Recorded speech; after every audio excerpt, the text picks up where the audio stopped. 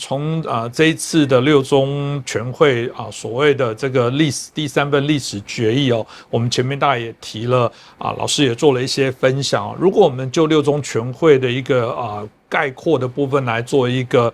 检视哦，有人当然说这是非常重要的，在中共明年20大这个会议之前的非常重要的一个前哨战。也有人说这一个所谓的前哨的这个会议未来会决定可能甚至加重了中共的一些权斗，所以这也是为什么习近平急于把自己的历史定位定于一尊。有人说会不会这样子，习近平反而是开始他的政权开始不保开始有可能走下坡，甚至明年20大是不是他可以顺利的第3任，也许都有问题。这个部分我不知道老师您怎么看待呢？我觉得现在谈习近平连任是个多余的问题，或者说是个虚假命题，根本不存在这个问题。他这和皇帝一样，你几时听过皇帝有任期的？5年8年民选的，那不叫皇帝。是皇帝他就不需要选，也没有任期，也没有连任的问题。我前面讲说，中共的历史性决议都是大翻盘推动者的所谓胜利宣言，这个说法实际上也意味着说，中共20大人事的安排是会由习近平掌控的，而不是等待别人来主宰。如果真是别人在主宰20大，那么习近平现在要做的事情就是设法谋求一个安身立命的晚年，而不是要来高调通过一个为他造神的历史决议。那从这个角度去理解的话，中共的20大和他以前的各次党代会一样，都是一场事先安排好的表演秀。那么中共20大会不会爆发权力斗争，掀翻习近平的地位，出现什么高层政治上的黑天鹅、灰犀牛事件？讨论这个问题有2种方法，一种呢是一厢情愿，因为希望习近平滚蛋，那么就凭空构想出中共20大可能再次爆发高层权力斗争这种假想。那另外一种方法呢，就是你先不要用先入为主的愿望去代替实证分析，你从中共的高层权力控制制度的现状来分析一下可能的情况，会不会有政变。那么也有人讲习近平的党内政敌很多，敌人很多，那是肯定有，而且太多了。尤其是他反腐败以后，他每打掉一个政敌，其实就形成了与这个被消灭的政敌关系密切的一大群官僚利益群体。这批人政治上都会和习近平对立。那倒掉一个高官，也就意味着一大批原来投靠他的中层官员失去了上升的机会。所以习近平的政敌非常多。但是习近平有政敌，并不等于说习近平就一定会倒在政敌手里头，或者说只要习近平有政敌，那么接下来习近平就要和政敌们杀个你死我活。政敌是在民主国家会杀得你死我活，问题是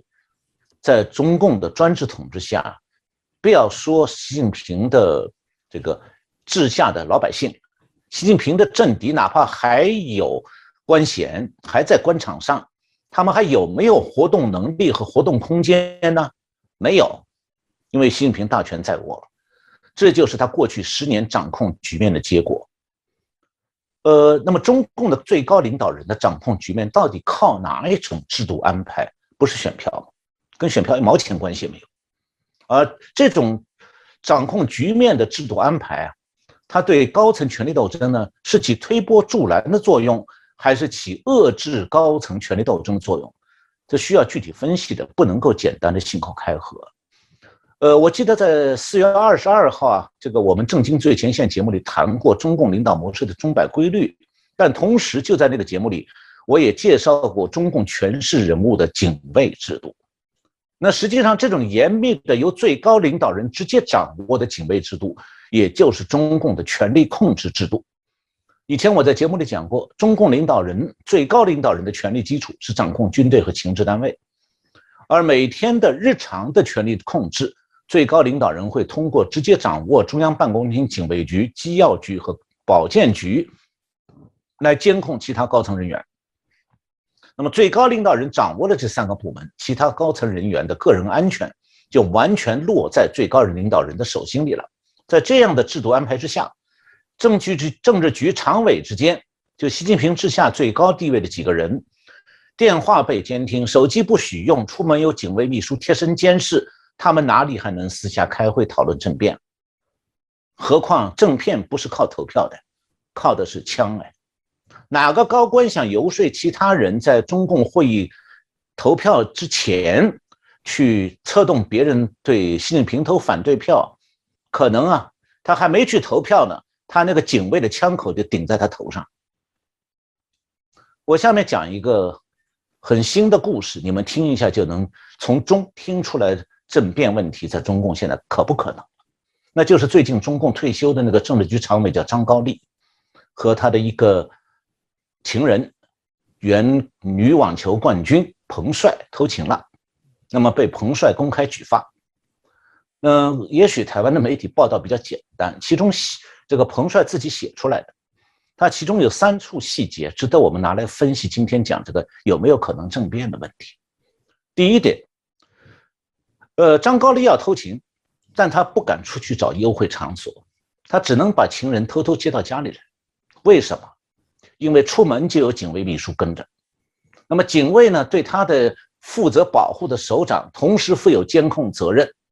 所以出去幽会的话，幽会就变成透明的约会了。这不是对张高丽老婆透明，是对中央办公厅透明，对习近平透明。你等于把把柄送到习近平手里，他抓你一个准。这第一点。第二点，张高丽要接彭帅到他家里来幽会，他不敢让彭帅直接把车子开他们家门口来。为什么？因为彭帅能不能进他家门，张高丽说了不算，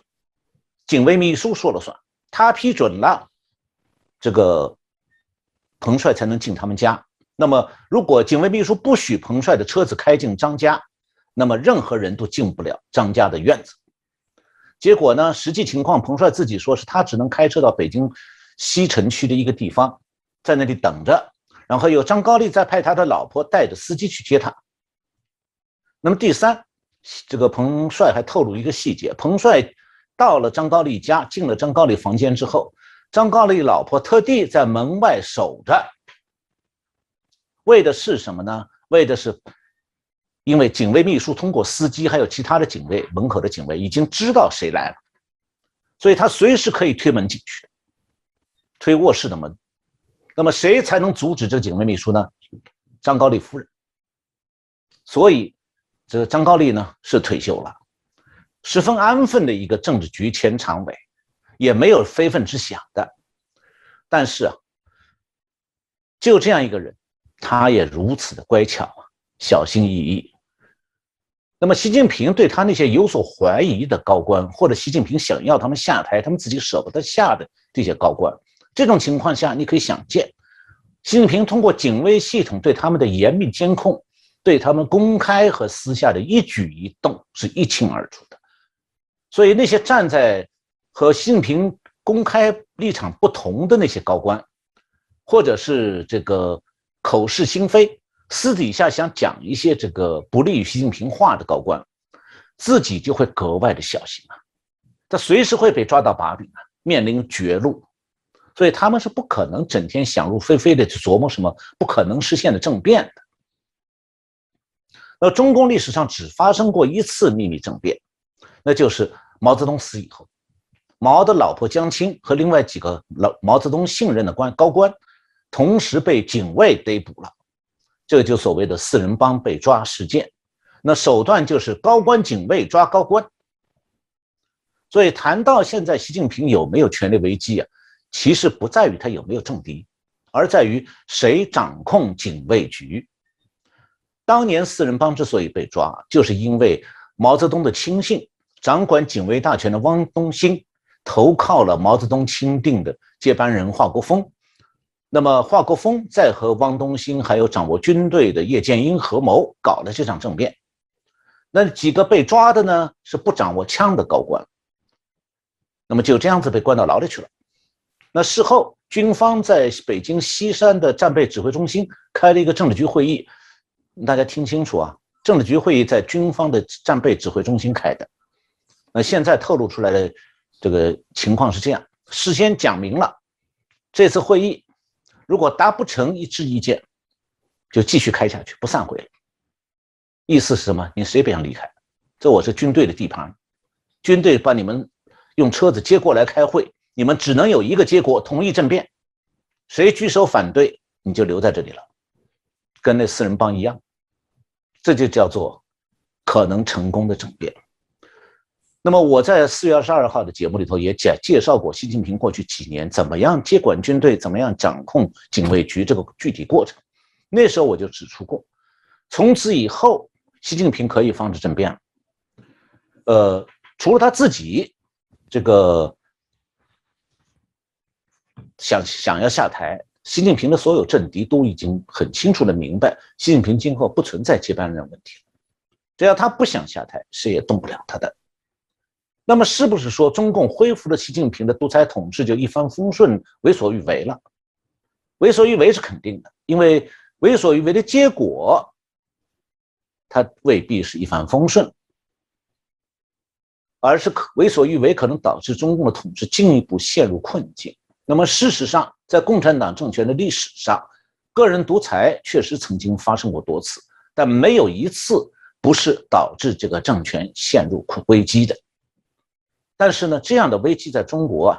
不见得是明天或者明年发生，而会是一个缓慢的过程。